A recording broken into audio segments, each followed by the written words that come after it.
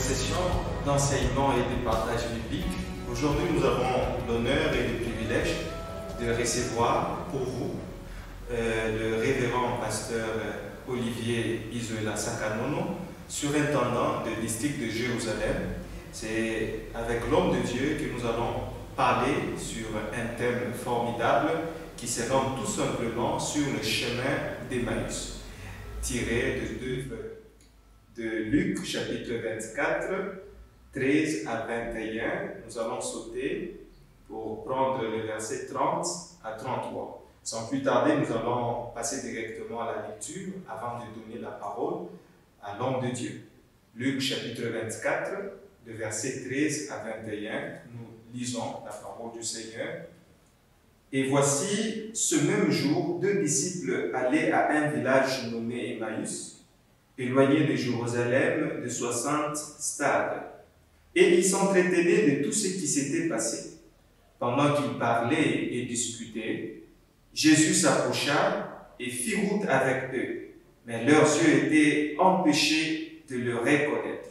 Il leur dit, de quoi entretenez-vous en marchant pour que vous soyez tout tristes? L'un d'eux, nommé Cléopas, lui répondit, es-tu le seul qui séjourne à Jérusalem et sache pas ce qui est arrivé ces jours-ci? Quoi, leur dit-il? Ils lui répondirent, ce qui est arrivé au sujet de Jésus de Nazareth, qui était un prophète puissant en œuvre et en parole devant Dieu et devant tout le peuple. Le verset 20. Et comme les principaux sacrificateurs et nos magistrats l'ont livré pour le faire condamner à mort et l'ont crucifié, nous espérons que ce serait lui qui délivrerait Israël, mais avec tout cela, voici le troisième jour que ces choses se sont passées. Nous allons prendre le verset 30 au verset 33. Pendant qu'il était à table avec eux, il prit le pain et après avoir rendu grâce, il rompit et leur donna. Alors leurs yeux s'ouvrirent et ils les reconnurent, mais il disparut et devant eux. Ils se dirent l'un à l'autre, notre cœur ne brûlait-il pas au-dedans de nous lorsqu'il nous parlait en chemin et nous expliquait les Écritures? Le verset 33 pour terminer. S'élevant à l'heure même, ils retournèrent à Jérusalem et ils trouvèrent les 11 de ceux qui étaient avec eux assemblés. Très chers bien-aimés, nous allons maintenant passer à la prédication du jour et nous invitons le révérend pasteur Isoela à venir pour nous partager la parole du Seigneur. Merci bien, mon frère, mes filles, pour la parole et l'honneur que vous m'accordez ce jour de pouvoir partager la parole de Dieu. Avant toute chose, j'invite le peuple de Dieu à la prière pour que le Seigneur nous aide à partager et à écouter sa parole. Père éternel, nous te disons merci pour ce jour dominical, pour l'occasion que tu nous offres de pouvoir partager ta sainte parole. Nous nous humilions devant ton trône de grâce pour que toi tu sois élevé, Seigneur, au travers de ce message. Utilise-nous pour toi et pour ta gloire. Ouvre le cœur de tes enfants pour qu'ils reçoivent ce message, afin que tout un chacun soit édifié, Seigneur. Au nom de Jésus, Amen. Peuple de Dieu, nous vous saluons, vous tous qui nous suivez, au nom de notre Seigneur Jésus-Christ. Aujourd'hui, dans le calendrier liturgique, c'est un dimanche, un deuxième dimanche de Pâques. Aujourd'hui, c'est le deuxième dimanche de Pâques. C'est en ce deuxième dimanche de Pâques que nous voulons partager sur ce message, dont le thème est sur le chemin d'Emmaüs. Sur le chemin d'Emmaüs, nous devons reconnaître que c'est un chemin de doute, un chemin de souffrance, un chemin de réflexion, un chemin de douleur, un chemin de découragement, un chemin d'obscurité, un chemin de désespoir, de tristesse, mais aussi et surtout un chemin d'espérance, de joie et de lumière. Sur ce chemin, nous parlons de l'épisode de deux disciples d'Emmaüs, l'un inconnu jusqu'aujourd'hui, et l'autre du nom de Cléopas, et les deux se rendaient de Jérusalem à Emmaüs. Emmaüs, dont il est question dans notre texte ici, était à l'époque de Jésus un petit village situé à 60 stades de Jérusalem, c'est-à-dire à environ 11 à 12 km au nord-ouest de Jérusalem. Partant du verset 29, il est possible que nos deux amis avaient quitté Jérusalem vers 15 heures ou même 16 heures. Parce que quand ils arrivaient à Emmaüs, la parole de Dieu nous dit que le jour s'est terminé déjà et la nuit approchait. Bien-aimés, sur le chemin d'Emmaüs, en ce dimanche, en ce deuxième dimanche de Pâques, nous allons effectuer un parcours de 4 étapes très importantes. Mais aujourd'hui, nous allons parler de 2 étapes. Le dimanche qui suivra, nous parlerons de 2 autres étapes. Nous parlerons des 2 autres étapes. Tout de suite, voyons les 2 étapes dont il est question aujourd'hui. La première étape, c'est l'espérance perdue. Ça, c'est la première étape de notre parcours sur le chemin d'Emmaüs. L'espérance perdue. Et pour bien comprendre l'épisode des disciples d'Emmaüs, nous devons nous référer à ce qui s'est passé dans les chapitres précédents, c'est-à-dire dans le chapitre 23. Au chapitre 23, il a été question de la souffrance, de la mort à la croix et de l'ensevelissement de Jésus-Christ. Et ces 2 disciples avaient fortement été secoués par les événements du chapitre 23. Nous le savons tous, au départ, ils avaient courageusement quitté leur maison et leur famille pour suivre Jésus. Ils avaient écouté sa parole et avaient même cru en lui. Ils ont été témoins de plusieurs miracles de Jésus-Christ. Sûrement, ils sont aussi allés prêcher en son nom lorsque Jésus avait envoyé le 70 disciples. Et ils étaient convaincus du fond de leur cœur que Jésus-Christ était bel et bien le Messie longtemps attendu. Mais bien aimés, ce qui les a le plus bouleversés au chapitre 23, c'est le chemin que Dieu a choisi pour le Messie. La souffrance et la mort à la croix. Pour eux, la souffrance et la croix ne faisaient pas partie du domaine d'un Messie. Car le Messie, selon leur pensée, devait marcher sur le chemin de la force, sur le chemin de triomphe, et non sur le chemin de la croix.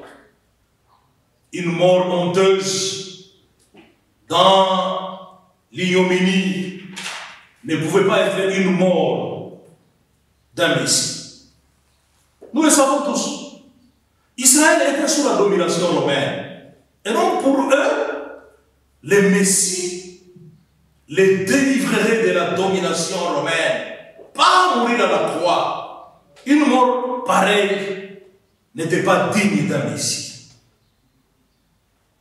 Et à cause de toutes ces choses ici, toute l'espérance de ces 2 disciples était perdue. Toute l'espérance de ces 2 disciples était partie. C'est comme ça qu'eux-mêmes l'ont dit d'ailleurs au verset 21 qui nous a été lu. Ils disent au verset 21, nous espérions que ce serait lui qui délivrerait Israël. Je répète, nous espérions que ce serait lui qui délivrerait Israël. Ce qui veut dire que l'espérance était déjà partie à cause de toutes ces choses qu'ils ont vues se passer au verset 23. La mort à la croix. Un Messie ne pouvait pas mourir à la croix. Pour eux, c'était inconcevable. C'est à cause de cela que l'espérance était déjà perdue. L'espérance était déjà partie. Et l'espérance étant perdue, l'espérance étant partie déjà. Et donc, la seule chose qui restait maintenant à ces deux disciples, c'était de plier bagages et retourner dans leur famille. C'est comme ça qu'aujourd'hui, nous le retrouvons sur le chemin d'Emmaüs. Un chemin de désespoir, un chemin de tristesse. Même Jésus leur demande pourquoi ils sont tristes. Parce qu'ils étaient totalement déçus au vu de ce qui est arrivé à Jésus. Ils ne pouvaient pas croire cela. Ils ne pouvaient pas accepter qu'un Messie meure à la croix. C'était inconcevable pour eux.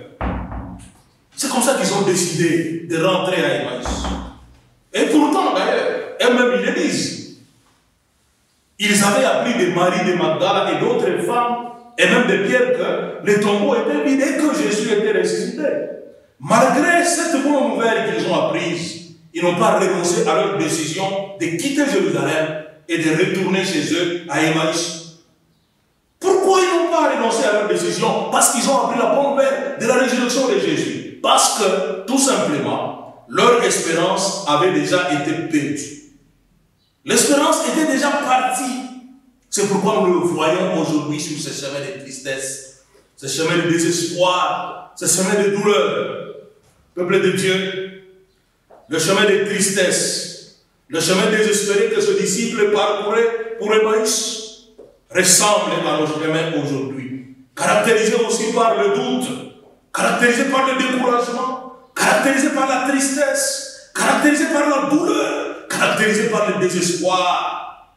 Comme eux, il y en a qui sont désespérés aujourd'hui, il y en a qui ont perdu l'espérance, il y en a qui ont perdu même la joie de vivre à cause des différents problèmes qu'ils rencontrent dans la vie, à cause des différentes situations qu'ils sont en train de traverser. Et il y en a qui sont même sur le point de quitter Jérusalem. Quitter Jérusalem pour nous, c'est quoi? C'est abandonner le chemin de la foi, abandonner le chemin du salut, relâcher dans les choses de Dieu, relâcher dans la prière, relâcher dans la parole. Oui, à cause de tous ces problèmes-là, il y en a qui ont relâché. Il y en a qui ont abandonné, comme ces disciples ont décidé de quitter Jérusalem parce qu'ils étaient désespérés. Oui, parmi vous, pendant que nous parlons, il y en a qui sont désespérés. Il y en a qui sont en train de pleurer, qui ont les cœurs touchés, les cœurs amers à cause de différents problèmes. Comme nos bien-aimés d'Emmaüs, qui étaient désespérés à cause de ce qu'ils ont vu, qui étaient désespérés à cause de la mort de Jésus à la croix. Ils ont même perdu l'espérance. Parmi nous, bien-aimés, il y en a qui ont perdu l'espérance parce qu'ils connaissent beaucoup les problèmes, parce que la situation est compliquée, parce que les choses ne marchent pas, surtout pendant cette période de cette pandémie qui menace le monde, le coronavirus. Il y en a qui sont désespérés, désespérés comme nos amis d'Emmaüs. Oui, frères et sœurs, nous devons tenir ferme malgré les problèmes, malgré les situations. Tenir ferme, parce que dans toutes choses qui nous arrivent, dans tout problème qui peut nous arriver, nous devons savoir une chose. Au cœur de nos douleurs, au cœur de nos tristesses, au cœur de nos découragements, au cœur de nos désespoirs, Jésus-Christ y est présent. Ceci nous conduit à notre deuxième étape. Notre deuxième étape, Jésus s'approche de ses disciples. Ça, c'est la deuxième étape du parcours d'Emmaüs. Pendant que ces disciples étaient sur leur chemin de tristesse, de douleur, de découragement, de désespoir, la parole de Dieu nous dit, Jésus ne les laisse pas seuls. Nous les voyons au verset 15, s'approcher d'eux et faire route avec eux sur ce chemin rocailleux. Oh, bien-aimé, ceci c'est pour dire que sur nos chemins de désespoir, sur nos chemins de découragement, sur nos chemins de douleur, Jésus ne nous laisse pas seuls. Il est là à nos côtés. Il est là, il marche avec nous. C'est un compagnon de route très sûr. Et nous devons savoir, même si notre situation devient très compliquée, Jésus marche avec nous. Même si nous avons tout perdu, bien aimé, Jésus, nous ne l'avons pas perdu. Il marche avec nous. Même si tout paraît obscur, Jésus marche avec nous et nous éclaire. Jésus est là dans toutes les situations que nous devons connaître. Autrement dit, au cœur de nos peines, au cœur de nos souffrances, de nos douleurs, de nos désespoirs, de notre découragement, de notre tristesse, Jésus y est présent. Celui que nous croyons souvent absent, comme les disciples l'ont cru, il est pourtant présent et fait route avec nous sur ce chemin de désespoir. Mais malheureusement pour nous, nous ne nous rendons toujours pas compte que Jésus est avec nous dans des situations critiques. Regardez ces deux disciples d'Emmaüs. Ils étaient en route vers Jérusalem, vers Emmaüs plutôt. Mais ils étaient en route avec Jésus. Ils ne l'ont pas reconnu. Et qui étaient disciples de Jésus, pourquoi ils ne pouvaient pas les reconnaître? Ils ne l'ont pas reconnu parce que leur regard était ailleurs. Leur regard était ailleurs. Le regard était où? Premièrement, les regards étaient à leur propre conviction.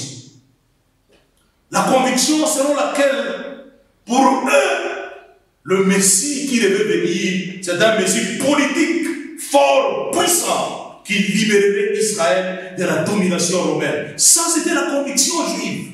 Et ils étaient accrochés à cette conviction-là. C'est comme ça qu'ils ne pouvaient pas reconnaître Jésus à leur côté, parce qu'accrochés à leur conviction. Pour eux, le Messie ne mourrait pas à la croix. Ce serait un Messie fort, puissant, qui les libère de la domination romaine.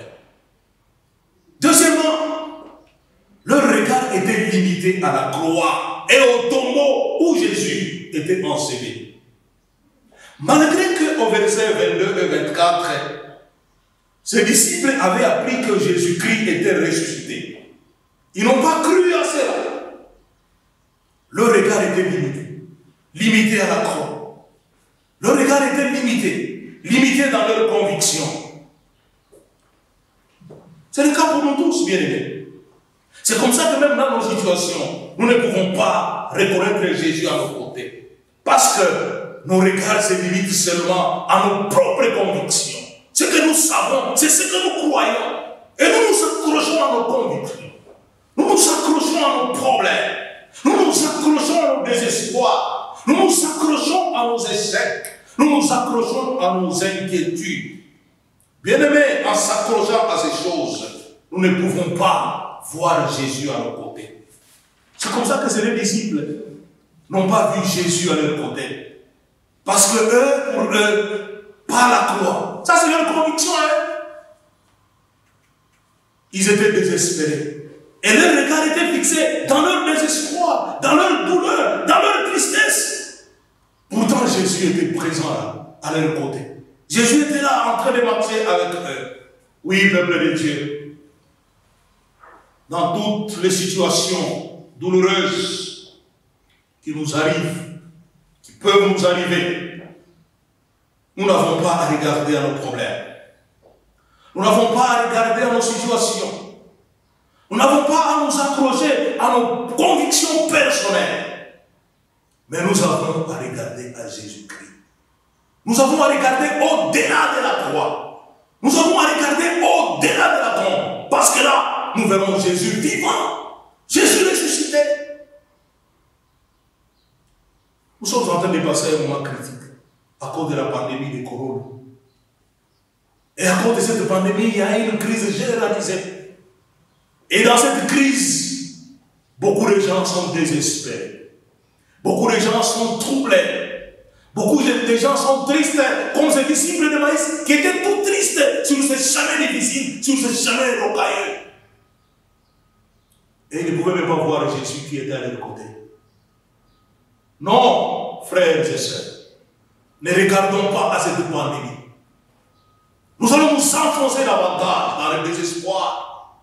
Nous allons nous enfoncer davantage dans le doute.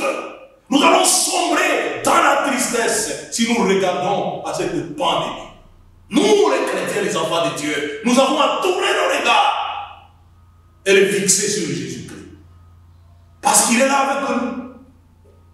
Quel que soit ce qui peut arriver, Jésus est avec nous. Très souvent, nous ne le reconnaissons pas. Nous ne le voyons pas parce que nous sommes accrochés à nos convictions. La radio a dit, la télévision a dit, ceci a dit, cela a dit. Et nous nous accrochons à ces choses. Et là, nous sommes sur le point d'abandonner Jérusalem, de quitter Jérusalem, d'abandonner les chemins de la foi, les chemins de la vie, les chemins du salut. Nous n'avons pas à l'abandonner parce que c'est là que nous avons la vie en Jésus-Christ qui est vivant au siècle des siècles. Tournons donc et fixons le regard sur Jésus-Christ. Par sur cette pandémie, par sur ces choses qui nous sont dites tous les jours, pour nous terrasser, pour nous terroriser. Bien sûr, les mesures des barrières, nous devons les prendre, nous devons les considérer. Mais nous n'avons pas à regarder à cette pandémie. Nous sommes enfants de Dieu. Nous avons à regarder à Jésus-Christ qui est vivant avec nous, qui marche avec nous. Nous ne les voyons pas parce que nous sommes accrochés à nos propres convictions, à ce que nous croyons, à ce que nous pensons. Nous ne les voyons pas parce que nous sommes accrochés à tous ces problèmes, à nos tristesses, à nos douleurs. Et nous ne pouvons pas les voir.